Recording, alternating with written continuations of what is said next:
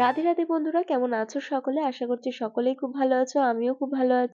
পৌলমীস ওয়াইটি ব্লগে তোমাদের সকলকে স্বাগত নতুন আরো একটি ভিডিওতে। প্রত্যেক দিনের মতন আজও সকাল সকাল উঠে পড়েছি। আর আমার ঘরের অবস্থা দেখে তোমরা বুঝতেই পারছো, 3-4 দিন হলো আমরা সুন্দরবন থেকে এসেছি। আর তারপরে না ঘরটা গুছিয়ে উঠতে পারিনি, কিছু সামলে উঠতে পারিনি। তার আগে কিন্তু আরেকটা বড় ডিসিশন নিয়েছি আমরা। যাই হোক, প্রতিদিনের মতন যে কাজটা সবার প্রথম থাকে, এই যে বিছানাটা আমার গুছিয়ে রাখা, সকাল সকাল সেটাই করছি। এরপরে বেডটাকে সুন্দর করে ঝাড় দিয়ে নিলাম। আর এটাকে আর খাট বলা যাবে না, এটাকে কিন্তু চৌকিই বলতে হবে। হ্যাঁ গো, চৌকিই বলবো। এই কটা দিন কিন্তু আমরা খুবই ব্যস্ততার মধ্যে আছি, মানে কি বলবো, ঘরের অনেক কাজ করা বাকি আছে এখনো। তো ওই যে ওপরের যে বস্তাগুলো দেখতে পাচ্ছ, ওগুলো আজ 2-3 দিন হলো ওগুলো নামিয়ে পরিষ্কার করা হয়েছে। আর পরবর্তী ভিডিওগুলোতে তো তোমরা দেখতেই পারবে কি কি হয়েছে না হয়েছে। যাই হোক, এখন ঘরটা ঝাড় দিয়ে নিচ্ছি। আর ওইদিকে না অনেকগুলোই কাজ আছে, চলো তোমাদের সাথে আস্তে আস্তে শেয়ার করব। আসলে কি বলতো, একটা টাইমের পর না মানুষের ধৈর্যের সীমাটা ভেঙে যায়। আর আমাদেরও ঠিক সেম সিচুয়েশন। আমরা নয়তো এই সময় ঘরটা ছাড়তাম না, আর সত্যি বলতে আমাদের কেউ জোরও করছে না ঘরটা ছাড়ার জন্য। তবে এটা হচ্ছে আমাদের নিজস্ব ডিসিশন, নিজেদেরকে ভালো রাখার, নিজেরা ভালো থাকার একটা ডিসিশন। ভিডিও আগেও করতাম, আগে করতাম না এমনটা নয়। ভিডিও আমি অনেক আগের থেকেই করতাম, কিন্তু এই ঘরে আসার পর আমার ফোনটা কেনা হয়েছিল এবং তারপর থেকে আমি ভিডিও করা স্টার্ট করি, মানে আগের যে ফোনটা। এখন তো নতুন আরেকটা ফোন নেওয়া হয়েছে।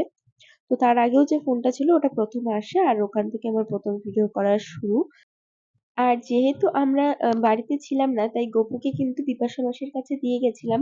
তো ওর কাছেই ছিল গপু এতদিন।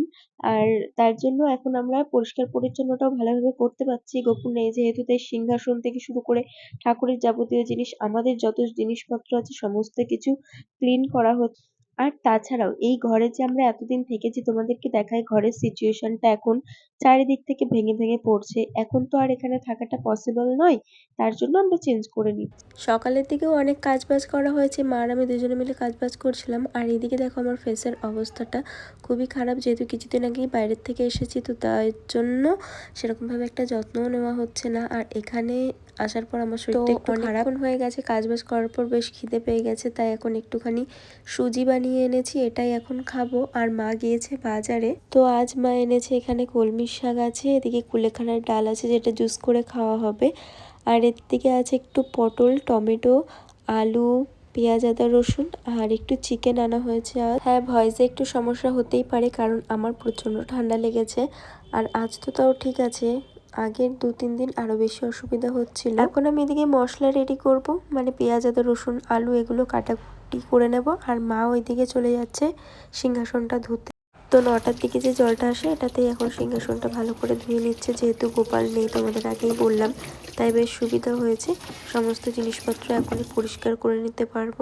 তারপরে দেখো অনেক রকম কাজ ছিল, সেগুলো করার পর এইদিকে এসে দেখি ভাত তরকারি কমপ্লিট হয়ে গেছে, এদিকে শাক ভাজা হয়ে গেছে, চিকেন হয়ে গেছে, অন্যান্য যা যা কাজ আছে সেগুলো মা করছে। আর এদিকে দেখো আমি কিছু বাসন ছিল সেগুলো মেজে নিয়ে চলে এসেছি। এখন এইদিকে যে বাসন রাখার র্যাকটা হয় সেটা মা ধুতে গেছে। তো আস্তে আস্তে সমস্ত কিছুই পরিষ্কার করে নেওয়া হচ্ছে। আর আমি এখন কটা জামা কাপড় ভেজাবো, চারিদিকে তো নোংরা ভর্তি হয়ে আছে।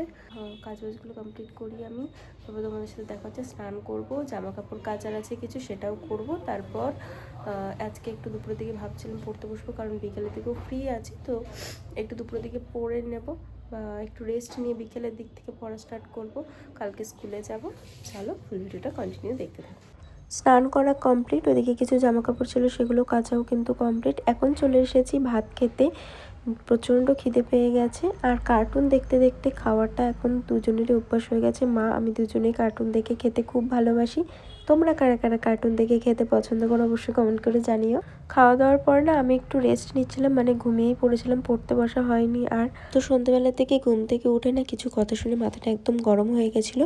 যাই হোক, সেসব বাদ দিলাম। মা ওইদিকে চা করছে, এই যে বিস্কিটও নিয়ে এসেছে, চলো চা বিস্কিট খেয়ে আজকে একটু যাব মেলার দিকে, কারণ একদিনও যেহেতু মেলায় আমার যাওয়া হয়নি। আর অন্যান্য বছর রথের মানে প্রথম রথের দিনই চলে যায়, কিন্তু এই বছর আর যাওয়া হয়নি। তো চা বিস্কিট খেয়ে দেখো রেডি হয়ে এখন বেরিয়ে পড়ব। আজ আমি ভয়েস দিচ্ছি, আজ হচ্ছে উল্টো রথ। তো কাল আমরা মানে গতকাল আমরা গিয়েছিলাম, প্রচণ্ড ভিড় হয়েছিল, প্রচণ্ড ভিড়, যাওয়াই যাচ্ছিল না, অনেকক্ষণই প্রায় বাইরে দাঁড়িয়েছিলাম। আর এই যে দেখো সব ভক্তরা কিন্তু নৃত্য করছে। তোমরা যারা যারা আসতে পারোনি সকলেই কিন্তু দর্শন করে নাও ভগবানকে।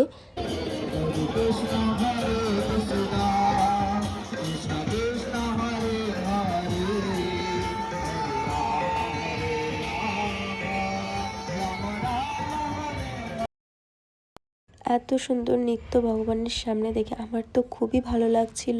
তোমাদের কাদের কাদের ভালো লেগেছে অবশ্যই কমেন্ট করে জানিও। আর যারা যারা এই বছর আসতে পারেনি তাদের সকলকে একটাই কথা বলবো, পারলে পরের বছর অবশ্যই এসো। অনেক মজা হয়, অনেক আনন্দ হয়। আর অনেকেই তো জানো মেলাটা কোথায় হয়। হ্যাঁ, রানাঘাট স্বাস্থ্য উন্নতির মাঠে হয়। আর তাহিরপুর ইস্কন থেকে এই রথটা আসে। তো তোমরা যারা যারা উল্টো রথে আসতে চাইছো অবশ্যই আসতেই পারো। তো বাইরে বেরিয়ে আমরা খেয়েছিলাম একটু পাপড়ি চাট, আর তারপরে একটু আশেপাশের দোকানগুলো ঘুরে দেখছিলাম। আর আমি মেলা থেকে একটা জিনিসই নিয়েছি, সেটা হচ্ছে একটা কাউন্টার নিয়েছি। তো তোমাদের সাথে পরের ভিডিওতে অবশ্যই ওটা দেখাবো। আজকের ভিডিওটা যদি ভালো লেগে থাকে তাহলে অবশ্যই একটা লাইক করে দেওয়ার, কমেন্টে জানিও কেমন লাগলো। চ্যানেলটা সাবস্ক্রাইব করে পাশে থেকো। টাটা।